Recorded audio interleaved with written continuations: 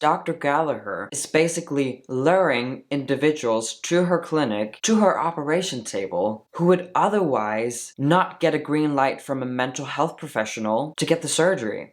Dr. Saif Gallagher is a double board certified in both general and plastic surgery, with a special focus on gender affirmation surgery. She's quite popular on social media.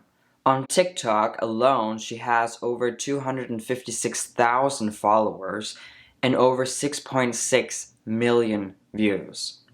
She's an influencer. Now, she runs her own private clinic.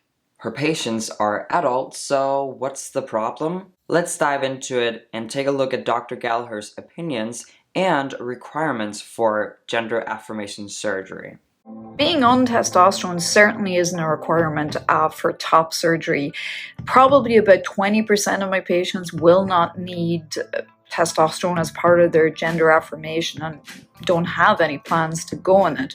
And also, it's kind of old school thinking now that you go on hormones first and then have top surgery. Hormones rarely affect the breast tissue enough to change the type of top surgery. Maybe if you're very flat, you could do keyhole, but again, that's unusual. So in answer to your question, testosterone is definitely not needed. Old school?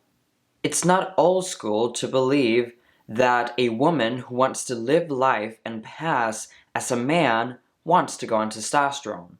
Gender dysphoria would make that a part of the process. In my opinion, and what the guidelines are actually here in Denmark, is that you have to be on testosterone for at least 6 months before you can get top surgery.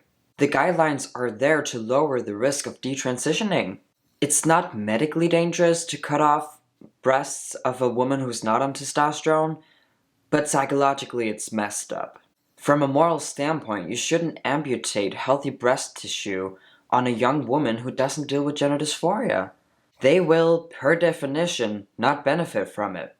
What I've noticed on Saif Gallagher's social media is how most of her patients, or at least the ones she poses with, are either non-binary females or extremely overweight transsexual guys. I interpret that as, look at me, I'm the amazing doctor who work on the people who usually get rejected by other clinics.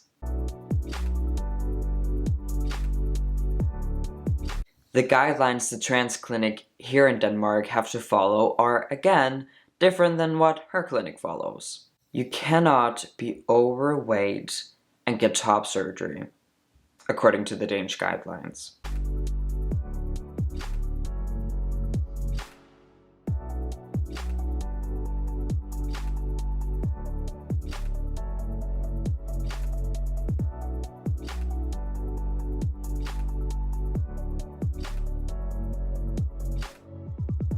Okay, so because of this, you might think that they do take precautions. But look at some of her patients.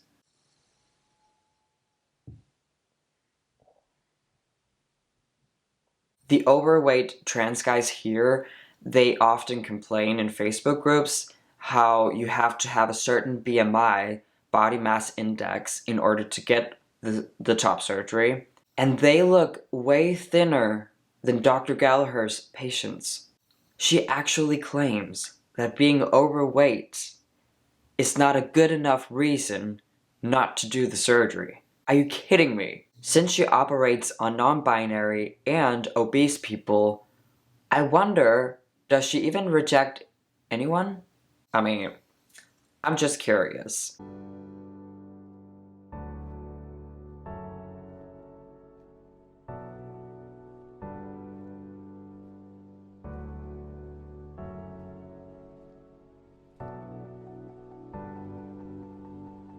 I mean, fair enough that some women, they want a breast reduction, but it's just not a trans surgery. And it's definitely not a gender fluid one. Unless the non-binary ideology thinks that you're not a real woman if you get a breast reduction. I hope not. Why get top surgery if you will bind after? My friend always says, why don't non-binary people get 3 breasts? Why are gender fluid surgeries always about removing something? How about adding something? He's got a point though.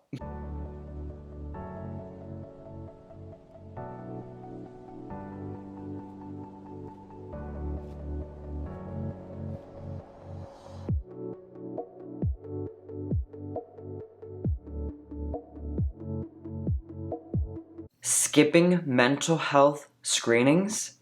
This is quite disturbing to me because Dr. Gallagher is basically luring individuals to her clinic, to her operation table, who would otherwise not get a green light from a mental health professional to get the surgery. The immorality of trusting individuals who clearly deal with mental health problems rather than an objective therapist or another professional is unbelievable. Hey, this is Editing Marcus here. While editing this video, I randomly found on TikTok a 14-year-old who got top surgery by Dr. Saif Gallagher. 14 years old. Holy fucking smokes, dude. My cut is insane. Shout out to my barber, dog. Again, this shows how immoral these trans doctors, these gender-affirming doctors, they are. And it's very concerning. Of course, an adult can consent. Of course, adults have the right to do whatever they want to their bodies. However, I still want to point out the unethical ways these trans doctors behave. They have a goal of changing the definition of man and woman, changing the definition of transsexualism and mental illnesses, gender dysphoria, and changing the definition of what's safe and healthy, both physically and mentally.